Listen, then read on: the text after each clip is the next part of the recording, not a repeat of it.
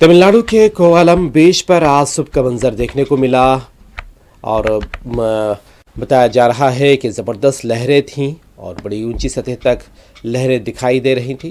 लोग वहां खड़े होकर नज़ारा भी कर रहे थे, जो कि ख़तरनाक भी साबित हो सकता था। फेंगाल तूफ़ान ने हफ्ते की शाम 7 बजे पुडुचेरी के साहिल पर लैंडफॉल किया था और IMD का कहना है कि तूफ़ान तमिलनाडु के जनूब मगरिब की तरफ बढ़ेगा।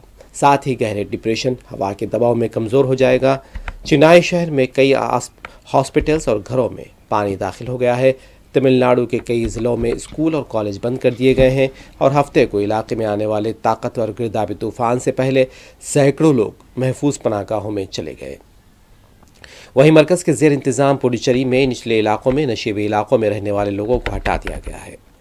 इंतज़ामिया ने बाशिंदों को तूफ़ान के लिए तैयार रहने के लिए आगाह करते हुए SMS अलर्ट भी भेजा है। चेन्नई हवाई अड्डे पर पानी भर जाने के सबब कई परवाज़ें रद्द होने से सैकड़ों मुसाफिर मुतासिर हुए और एयरपोर्ट पर आमदोरफ्त इतवार सुबह 4 बजे तक के लिए मुअत्तल कर दी गई थी।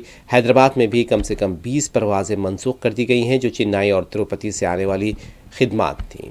खलीज बंगाल से ऊपर यानी कि उठा गिरदावरी तूफ़ान फेंगाल तमिलनाडु पुडुचेरी साहिल को पूरी तरह पार कर चुका है। महकमा मौसमियात के मुताबिक बंगाल के जनूब मगरबी फेंगाल तूफ़ान गुज़िश्ता 6 घंटों के दौरान 10 किलोमीटर फ़ी घंटे की रफ्तार से मगरिब जनूब मगरिब की तरफ बढ़ गया और रात 9:30 बजे खलीज बंगाल के जनूब मगरिब में, शुमाली तमिलनाडु के साहिलों के करीब और महाबलीपुरम के जनूब मगरिब में और चेन्नई के जनूब मगरिब से 30 किलोमीटर शुमाल मशरिक़ में मरकूज़ था।